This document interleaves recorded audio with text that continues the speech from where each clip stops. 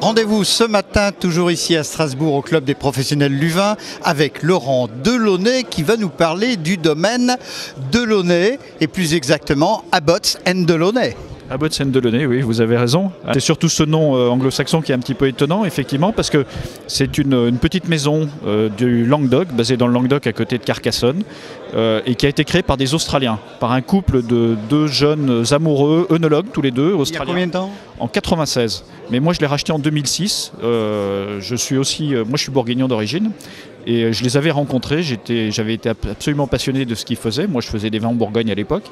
Et en 96, pour des raisons familiales, ils ont divorcé malheureusement. Ils ont été obligés de vendre leur maison et ils m'ont proposé de racheter, ce que j'ai accepté de faire tout de suite parce qu'il y avait un potentiel que je trouvais absolument extraordinaire.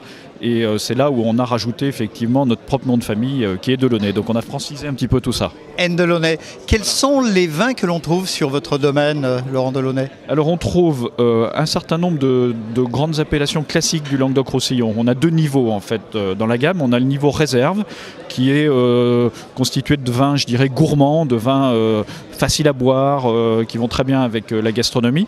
Et où là on a 4 appellations extrêmement classiques puisqu'on a un Côte du Roussillon, un Minervois, un Corbière et un Languedoc blanc.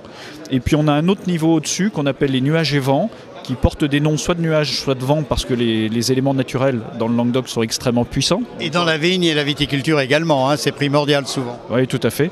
Donc on en a 2 qui ont des noms de nuages. On a Altostratus et Cumulonimbus, qui sont des noms... Enfin, Altostratus, les nuages d'altitude, donc un vin très aérien. Cumulonimbus, les nuages d'orage, donc un vin beaucoup plus puissant.